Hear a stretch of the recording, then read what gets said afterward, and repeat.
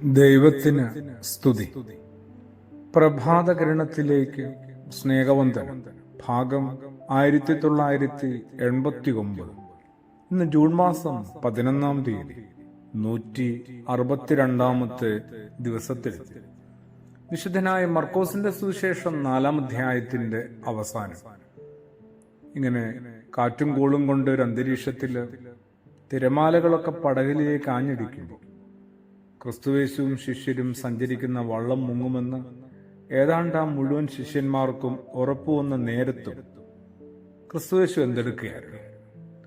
അവൻ അമരത്ത് തലേണ വെച്ച് ഉറങ്ങുകയായിരുന്നു. അവർ അവനെ കുലുക്കി ഉണർത്തി എന്നാണ് സുവിശേഷം പറയുക. ചുറ്റുപാടുകൾ ഇത്രത്തോളം പ്രതികൂലമാകുമ്പോഴും പ്രക്ഷുബ്ധമാകുമ്പോഴും ഒരാൾക്ക് എങ്ങനെയാണ് ഇങ്ങനെ ആഴമായൊരു ശാന്തത അനുഭവിപ്പാനും ആസ്വദിക്കുവാനും അതിൽ മുങ്ങി നിവരാനും സാധിക്കുക? അതെ, ഒരാളുടെ സമചിത്തത എങ്ങനെയാണ് അളക്കാൻ പറ്റുക? പ്രതികൂല സാഹചര്യങ്ങളോടുള്ള അയാളുടെ പ്രതികരണത്തെ നമ്മൾ മനസ്സിലാക്കുകയാണ്. ആഗ്രഹിക്കുന്ന കാര്യങ്ങളൊക്കെ സംഭവിക്കുമ്പോൾ, നമ്മളിങ്ങനെ അനുമോദനങ്ങളൊക്കെ വർഷിക്കപ്പെടുമ്പോൾ ശാന്തരാകാൻ നമുക്ക് സാധിക്കും. ആനന്ദ നിർവൃതി അടയാനും എല്ലാവർക്കും കഴിയും. അതേ, അഭിനന്ദനങ്ങൾക്ക് നടുവിലും ആഘോഷങ്ങൾക്കിടയിലും ഒരാളെ വിലയിരുത്തിയാൽ അത് പൂർണ്ണരൂപത്തിലേക്ക് എത്തുന്നില്ല. അയാളുടെ പൂർണ്ണരൂപം വെളിവാകില്ല. ഒരാളെ വിലയിരുത്താൻ ശരിക്കും പറഞ്ഞാൽ അയാളുടെ അപ്രിയങ്ങൾക്കും അസ്വസ്ഥതകൾക്കുമൊക്കെ ഇടയിൽ അയാൾ എങ്ങനെ സ്വയം പരുവപ്പെടുന്നുണ്ട് എന്നുകൂടി കണ്ടെത്തണം കേട്ടോ. അങ്ങനെ വേണം ഒരാളെ വിലയിരുത്താൻ, ഒരാളുടെ സ്വഭാവത്തെ വിലയിരുത്താൻ.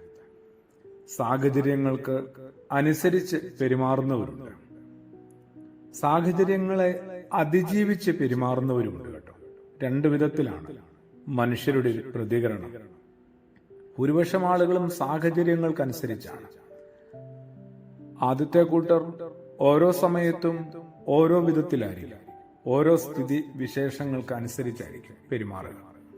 എന്ന് വെച്ചാൽ അവരെ പുകഴ്ത്തിയാൽ അവരും പുകഴ്ത്തും, അവരെ ചീത്ത വിളിച്ചാൽ അങ്ങനെ തന്നെ അവർ തിരിച്ചു പ്രതികരിക്കും. സാഹചര്യങ്ങളാണ് എന്നെ ഇങ്ങനെയൊക്കെ ആക്കിയെന്ന് പരിതപിക്കും. എന്നാൽ മറ്റു ചില ആളുകളുണ്ട്, അവരെന്താണ്? സാഹചര്യങ്ങളെ അതിജീവിച്ച് പെരുമാറുന്നവരാണ്. എല്ലാം മോശമാകുമ്പോഴും സമചിത്തതയോടെ പെരുമാറാൻ ആർക്കാണ് സാധിക്കുക? സ്വയം നിയന്ത്രിക്കുന്ന, സ്വയം നിയന്ത്രണമുള്ള ഒരാൾക്ക് മാത്രം സാധിക്കുന്ന കാര്യമാണ്. ഒരാളിൽ നമ്മൾ ആകർഷ്ടനാകുന്നതിന് മുമ്പ് അയാളുടെ നഷ്ട നിമിഷങ്ങളെ കൂടി ഒന്ന് കണ്ടെത്താൻ നോക്കുക.